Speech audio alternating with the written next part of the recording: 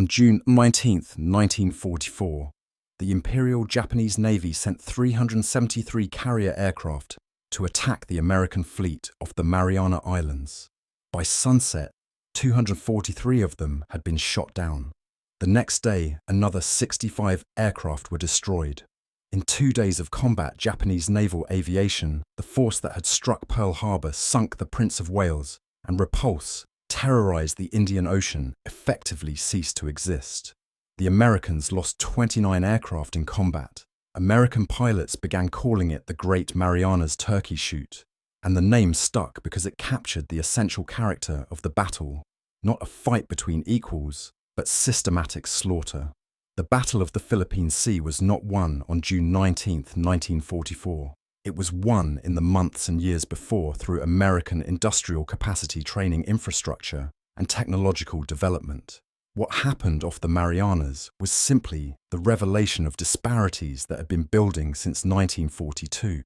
The Japanese arrived with obsolete aircraft, under-trained pilots, and doctrine that had not evolved since their early victories. The Americans brought radar-controlled fighter direction, rugged aircraft, optimized for their pilots' strengths and aircrew who had trained for thousands of hours before seeing combat. The result was less a battle than a demonstration of what happens when a military system built on quality meets one built on industrial scale and systematic optimization. The American fleet off Saipan was the most powerful naval force ever assembled. 15 carriers, 7 fleet carriers, and 8 light carriers operating together as Task Force 58. Over 900 aircraft. The battleships and cruisers that screened them carried more firepower than entire battle lines from earlier wars. This concentration was possible because American industry had made it possible. Essex-class carriers were rolling off the ways at monthly intervals. Aircraft production measured in the thousands per month. Pilot training programs graduated entire classes of aviators every few weeks. The logistics network could keep this fleet supplied thousands of miles from the nearest major base. Japan could not match any of this, but Japanese commanders did not fully understand how wide the gap had become. Admiral Jisaburo Ozawa commanded the Japanese mobile fleet, 9 carriers, 5 battleships supporting cruisers and destroyers. On paper, it looked formidable. In reality, it was a hollow force. The carriers embarked only 473 aircraft total, and many of those were obsolete types. Pilot quality had collapsed. The veterans of Pearl Harbor and the Indian Ocean raids were dead killed at Coral Sea Midway, the Solomons. Their replacements had received abbreviated training, sometimes less than 100 hours of flight time before joining operational squadrons. They could take off and land. They could fly formation. Whether they could fight was questionable, but Ozawa had a plan. His aircraft had longer range than their American counterparts, a deliberate design choice that sacrificed protection for performance. Japanese carriers could launch strikes from 300 miles out, beyond the range of American counterattack.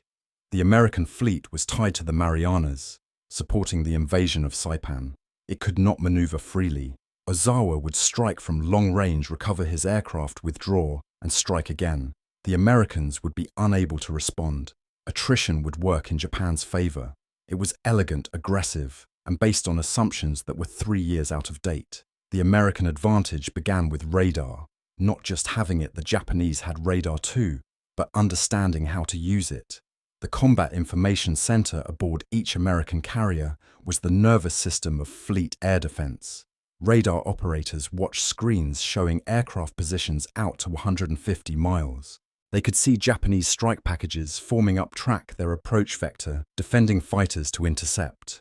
The fighter direction officers controlling these interceptions were specialists trained for months in reading radar plots, calculating intercept courses, managing multiple fighter divisions simultaneously. This was not improvisation. It was industrial-age warfare, applied to aerial combat. When Japanese strike packages appeared on American radar screens on the morning of June 19th, the response was immediate and systematic. Task Force 58 went to general quarters. Carriers turned into the wind and began launching fighters. Not a handful, dozens of Hellcats climbing to altitude, forming up in divisions proceeding to designated intercept points.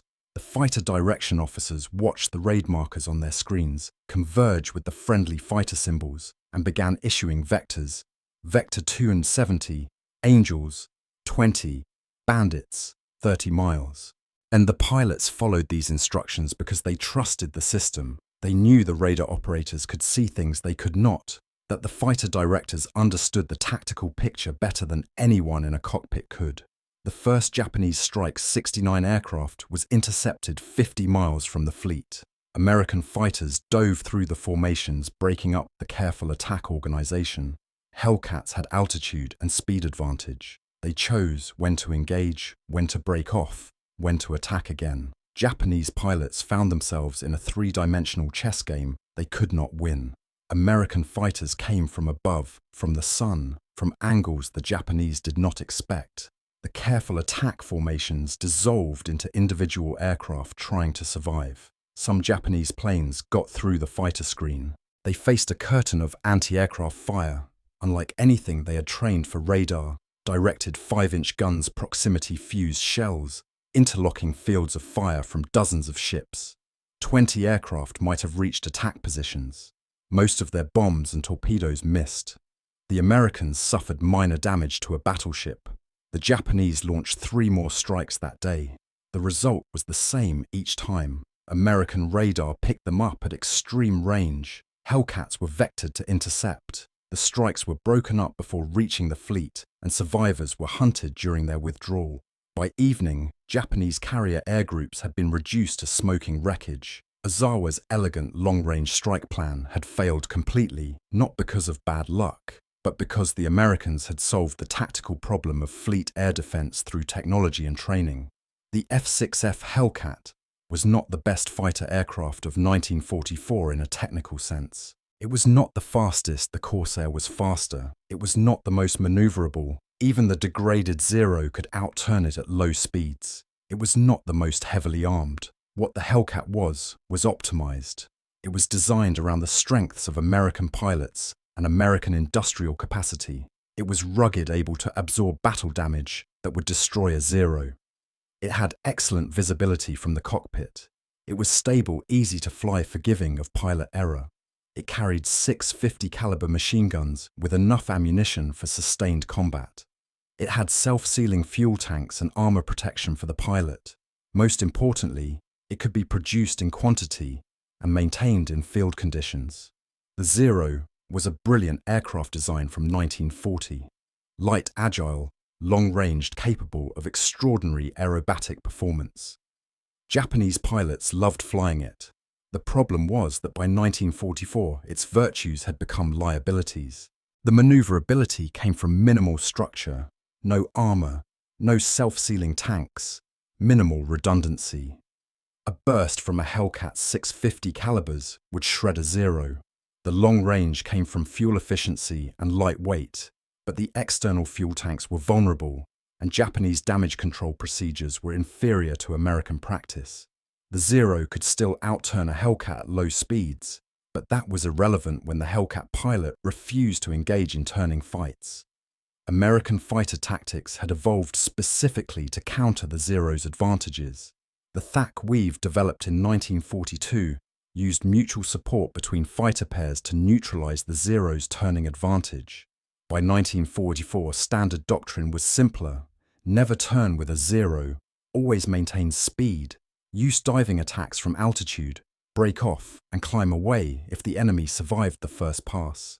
This was boom and zoom tactics reduced to a checklist. It was not glamorous. It required discipline, resisting the temptation to follow a damaged enemy into a turning fight. But it worked because it played to American strength's aircraft that could absorb damaged pilots who followed doctrine tactical patience. The Japanese pilots over the Philippine Sea could not match this. They had been taught that spirit and aggression could overcome material disadvantages. Their doctrine emphasized individual initiative and offensive action. These had been virtues in 1941, when Japanese pilots were superbly trained and their opponents were often surprised or inexperienced. In 1944, fighting American pilots, who had hundreds of hours of training and clear tactical doctrine. Individual initiative meant breaking formation and being picked off. Offensive action meant diving into a killing zone where American fighters had every advantage. The pilot quality disparity was the most fundamental difference. An American pilot reaching a fleet carrier in 1944 had typically logged 300 to 500 hours of flight time, including 200+ hours in type. They had practiced gunnery until hitting targets became reflexive. They had flown formation until maintaining position required no conscious thought. They had done mock combat until they could recognize and react to threats instantly. This training was systematic, structured, and resourced. The training command had dedicated aircraft instructors who were experienced combat veterans and the fuel to support intensive flying schedules. Japanese pilot training had collapsed under the weight of attrition and resource constraints. The veterans who should have been instructors were dead or still flying combat missions because there was no one to replace them. Training aircraft were obsolete, often barely airworthy. Fuel shortages meant student pilots got minimal flying time. The curriculum was compressed, truncated, rushed. Pilots graduated and joined fleet squadrons with 100 hours of total flight time, having never practiced combat tactics against a realistic opponent, having never fired their guns at a moving target. They could fly barely, but they could not fight. This became obvious within minutes of combat. American pilots reported Japanese aircraft flying straight and level, not taking evasive action when attacked. They reported enemy pilots making elementary mistakes, diving away in front of pursuers instead of breaking into the attack, flying predictable patterns, failing to maintain situational awareness. These were not acts of courage or stupidity. They were the actions of men who did not have the training to do better. A pilot with 100 hours cannot match someone with 500 hours. Skill gaps of that magnitude cannot be overcome through willpower. The combat information centers made this disparity worse. Japanese pilots were navigating visually following formation leaders, trying to maintain coherence in strike packages. When American fighters tore through their formations, killing the leaders, the survivors had no good options. They lacked the navigation skills to find the American fleet independently. They lacked the tactical training to reorganize and press attacks individually. They lacked the radio discipline and doctrine for coordinated action without leaders. They scattered, tried to withdraw, were hunted down by Hellcats that had clear instructions from fighter directors who could see the entire tactical picture on radar screens. The Japanese had no equivalent system. Their carriers had radar, but lacked the doctrine and specialized personnel to use it for fighter direction. Japanese combat air patrol fighters orbited their carriers, relying on visual detection of attackers. This worked fine in 1942, when opposing forces were smaller and detection ranges were short. Against massed American strikes, controlled by radar-equipped fighter directors, it was hopelessly inadequate. Japanese fighters were invariably out of position, reacting to threats rather than intercepting them. The second day of battle illustrated American material superiority even more starkly. Ozawa's carriers had been located by American submarines and search aircraft. Admiral Spruance authorized a long-range striker gamble because the Japanese fleet was at the edge of American aircraft range. Recovery would be after dark, and night carrier operations were dangerous. The attack was launched late afternoon. 216 aircraft from multiple carriers, coordinated through careful planning. They found the Japanese fleet at sunset damaged 2 carriers and sank 1, damaged a battleship, shot down 65 Japanese aircraft. The strike aircraft then faced the problem of returning to their carriers in darkness with dwindling fuel. The losses from that recovery operation, 80 aircraft ditched or crashed, exceeded American combat losses for the entire battle, but the fleet handled it. Search aircraft went out to locate ditched aircrew. Destroyers picked up survivors. Of the roughly 200 aircrew forced into the water, 160 were rescued. This was possible because the Americans had the destroyers to commit to rescue operations, the aircraft to maintain search patterns, the radio discipline to coordinate everything, and the expectation that individual pilots were valuable enough to risk assets recovering them. It was a worldview that treated trained personnel as irreplaceable assets rather than expendable resources. The Japanese lost 395 carrier aircraft in 2 days, more than 80% of their embarked air strength. Ozawa's fleet withdrew its offensive power broken. 3 carriers had been sunk by submarines during the battle. The others were effectively useless because they had no aircraft and no pilots. Japanese naval aviation never recovered. There would be other battles, later Gulf the kamikazes, but as an offensive force capable of projecting power through conventional carrier operations, it died in the Philippine Sea. Why did the Americans win so completely? The surface answer is technology, training, and numbers. The radar-controlled interceptions prevented Japanese strikes from reaching the fleet in organized condition. The Hellcats' durability and the tactical discipline of American pilots turned individual engagements into one-sided slaughter. The numerical superiority in both aircraft and trained pilots meant the Americans could absorb losses that would have been crippling to the Japanese. But the deeper answer is systematic development. The Americans had spent 3 years building an integrated system optimized for carrier warfare. Radar was not just equipment, it was equipment, plus trained operators, plus fighter direction doctrine, plus communication protocols, plus ships, designed with combat information centers integrated into their command structure. The Hellcat was not just a good aircraft, it was an aircraft designed for the pilots who would fly it, built by factories that could produce it in quantity, maintained by logistics systems that could keep it operational and employed according to tactical doctrine that maximized its strengths. The training pipeline was not just schools, it was a systematic program that identified the skills needed for carrier operations, developed curricula to teach those skills, allocated resources to support intensive training, and continuously refined the program based on combat experience. The entire American military system had become a machine for converting industrial capacity into combat power, and carrier aviation was the sharpest expression of that machine. The Japanese had started the war with qualitative superiority. Their pilots were better trained, their aircraft were well suited to their doctrine, their tactics were aggressive and effective. But they had no system for sustaining that superiority. Veteran pilots died and were replaced by novices. Aircraft designs became obsolete and were not adequately replaced. Doctrine stagnated. The training pipeline could not keep pace with attrition. What worked in 1941 against surprised opponents failed catastrophically in 1944. Against an enemy that had systematically addressed every weakness and optimized every advantage.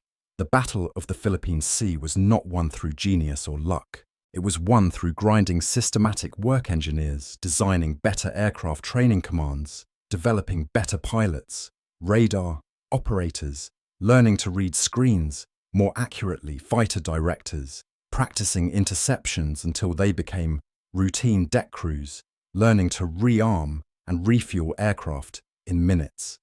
Thousands of people doing unglamorous work, refining systems, eliminating inefficiencies, learning from mistakes. When those systems met a force that had not evolved at the same pace, the result was not a battle, but an execution. American pilots called it a turkey shoot, and the name was accurate. The Japanese aircraft coming at them were not formidable opponents, they were targets. Poorly flown, inadequately protected, tactically predictable. Shooting them down required competence and discipline, but not exceptional skill. The tragedy was not that American pilots lacked respect for their opponents.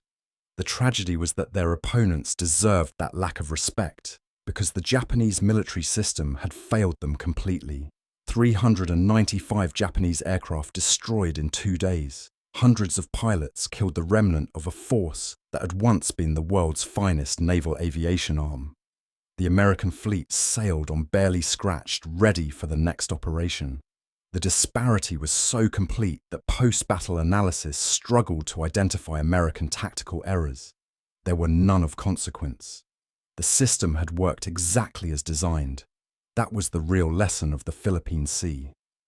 Modern warfare rewards systematic optimization more than individual excellence. A well-designed system operated by competent personnel will defeat individual brilliance operating within an inferior system. The Japanese had not become cowards or fools. They had been outbuilt, outtrained, outorganized, and outthought. Their courage, and they fought with courage, pressing attacks into withering fire. Continuing missions that were clearly hopeless made no difference because courage alone cannot overcome systemic inferiority. The Battle of the Philippine Sea ended Japanese carrier aviation as an offensive force. The Americans understood this immediately. Japanese carriers would appear in later battles, but they were essentially decoys, floating airfields with no aircraft or barely trained pilots. The kamikazes that would terrorize American ships at Okinawa were a desperation measure, an admission that conventional carrier operations were no longer possible. The force that struck Pearl Harbor, that had terrified the Pacific for 6 months, was dead. It had been killed not in dramatic dogfights, but through systematic application of technology training and industrial power. The Turkey Shoot was just the moment that reality became undeniable.